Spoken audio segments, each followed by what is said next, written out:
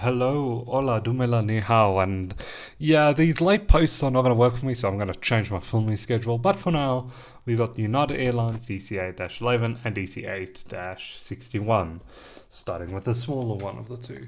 This is a limited edition model. We've got the plane flying United Soul Bass title, DC-8-11 down here. We've got the McDonnell Douglas title with DC-8, and so on, so forth. This is a 2003 made model. The plane is a DC-8-11 from United Airlines.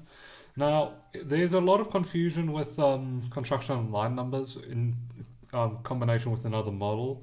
And also the registration is wrong. It's from another model. That's a DC-8-21, different video.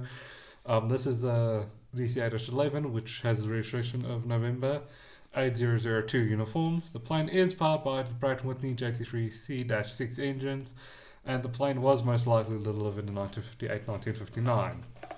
Now, you got some data on the plane here.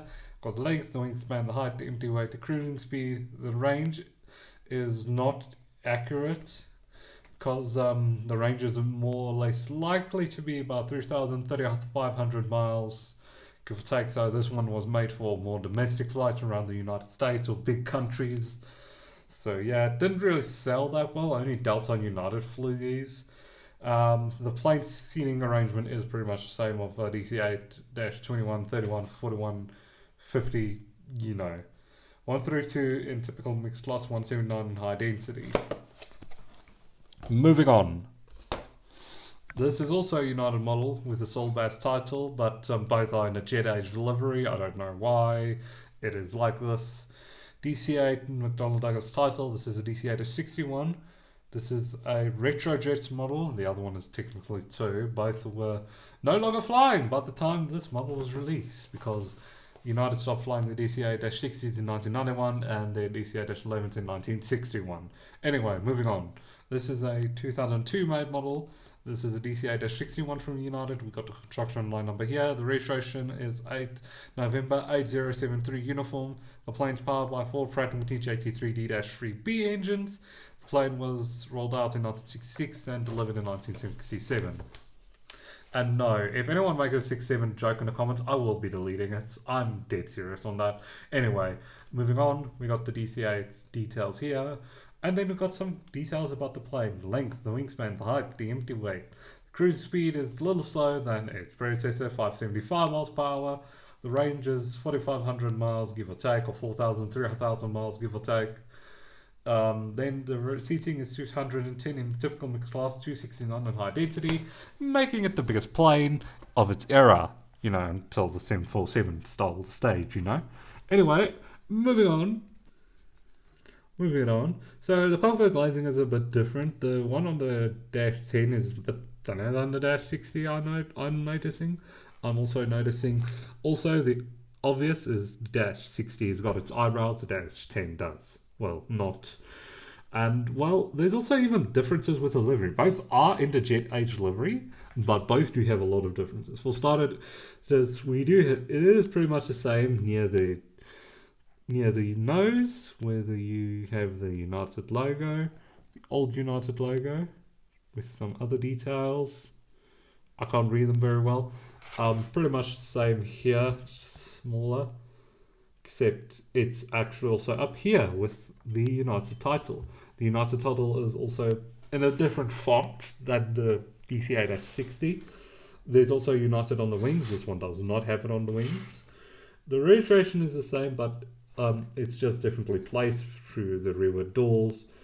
And also this one says DC-8 jet mainliner. And both United tails are very much similar, except they're not that similar. The elevators are definitely different in the paint job, but how the tails are painted are also fairly different from what I see, though that can also be due to how the models were painted and not due to how the planes were painted. So please take this information with a grain of salt. There's also obviously a difference in the length and capacities. You can see it right here. It's obvious. It's clear as day. You don't even need glasses to see them. The differences are also in the engines.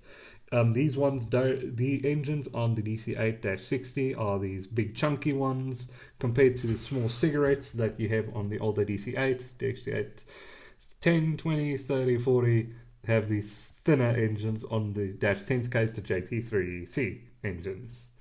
So these are turbojets, these are turbofans. That's also your difference here. Then there's also a difference underneath the planes. First, the Dash 60, how they were done, the details. So the United, what's his name's jet age livery featured a chrome belly. What they did here is they painted it a shiny metal color. Otherwise, everything else is pretty much still the same, same details, so on. And if we go to the United DC-8-11, it has a metal belly along with a metal wing. So it's also a real metal model. I don't think I saw it on the box. If I did, I'm an idiot. I just didn't notice it and I'm an idiot. So which plane was better? Well, obviously it was the DC-8-61. It was much more efficient, could carry much more people, could even fly further, and, well, it was generally just better off general. It was flown till 1991. This one was only flown till 1961. It was only flown for like 3 years after release, though my personal guess is these were converted into Dash 50s around the same time. Because, a lot of DC-8s ended up getting re-engined again and again, with the Dash 20s and 10s, 20s, 30s going to 50s with the re-engining of the JT-8D and remechanization, and the Dash 60s turning into the Dash 70s with the introduction of the CFM56, which is pretty cool. Which is actually what happened to these planes, this one included. So yeah, that was pretty cool. But honestly, both look very beautiful to me. I personally love the United Jet Age livery. It's one of my favorite liveries. I know I like orange liveries a lot, or chrome liveries a lot, but this is also one of my favorites. It's definitely a classic and it definitely holds dear to me. But yeah, that's all I have to say. I hope you guys enjoyed. Please like, please subscribe, please leave a comment. Have a nice day. Peace.